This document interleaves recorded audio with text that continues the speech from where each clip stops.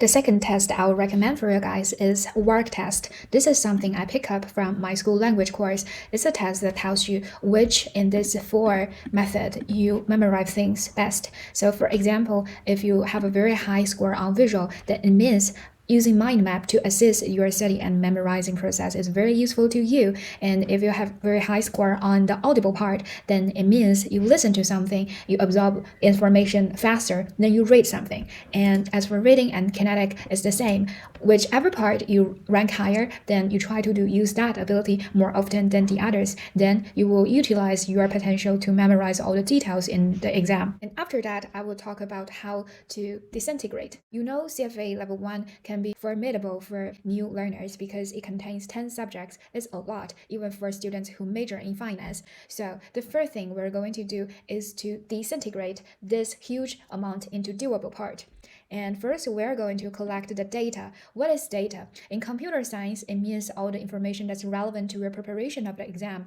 But we're not going to use the data directly. We're going to first clean and select the data. So if you have already 10 books in your hand, you must decide on just one book and cut off the other 9 books to utilize the just one book to go through your CFA, and that is how you clean and select the data. And the second thing is quantify how you're gonna prepare the exam based on your previous selected data. So for example, a lot of people buy materials and they select material, then they just sit there. They don't know how much they should actually do. They don't visualize it. They don't make it into numbers. I'll give you an example of myself. So I counted how much videos I should actually learn online. Total number is 430. Then is how I quantify the materials and the data I should deal with. And the third part is ritual dict, means you frame how long you're going to use in this exam, and also you know the total amount you already make it visualized. So now you know how much video or how much book pages you should complete in each single day. So this is how you disintegrate a huge amount of tasks into a very doable part. And for the next D is distance, which means you are going to distance yourself a little bit from your normal lifestyle, because in this life period, you are going to have one thing at a time, which means until you finish the one thing, in our context is the CFA level 1 preparation, you are not going to take other responsibilities or tasks. Why is that? Because when you do one thing at a time, it actually gives you more momentum and you can speed up. For example, at first, I didn't expect I could finish the 10 subjects just within 30 days. I thought I would use at least 2 months. But actually, when I focus all my attention on this one thing, I just use 30 days. That is 1 month to finish all of the 10 subjects. That is very surprising in all of the students, no matter you learn finance or not.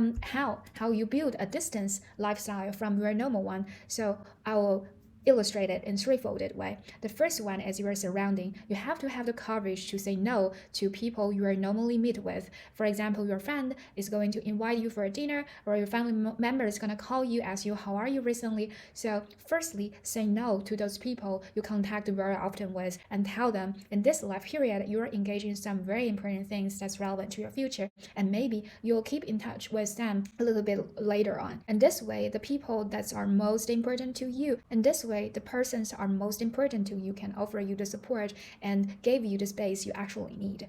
The second fold is our mental preparation for this exam. When you start to delve into this material, you will find it very exciting to a degree that you may find it difficult to stop your brain thinking about it.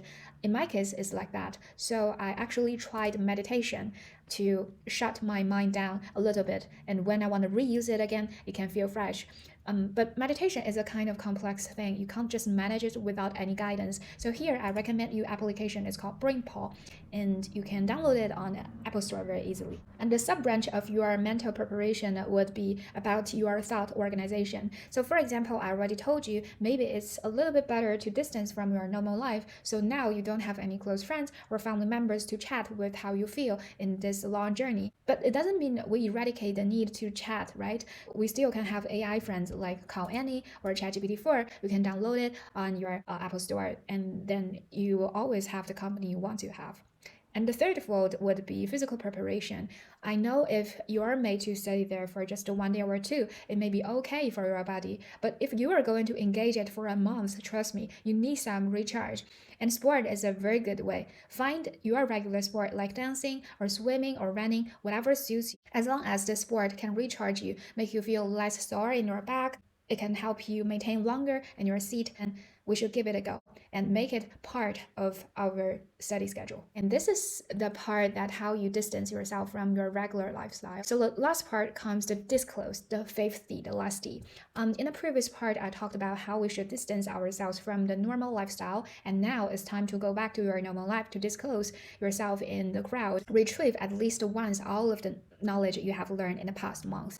So a very good way to retrieve knowledge is to teach someone else who doesn't know this subject. For example, after I learned the CFA level 1, I actually teach my best friend Zoe about what I've learned. And to teach others, you need to have two kinds of ability. The first one is to condense, which means you read 10 pages and then you have the ability to condense it into one page or just one word. And the second ability you need to have in the teaching process is unfold, which means when you are given one page of the framework, you have the ability to clarify it or illustrate it into 10 pages. These two abilities coordinates with the Chinese old saying that you have the ability to make a thick book thin, and also the ability to make a thin book thick. So this is the 5D study method. Let's recap again. Deal, discover, disintegrate, distance, and disclose. And if you finish all these 5 parts, I believe that you are very confident for CFA level 1 or whatever exam you're preparing for. Good luck.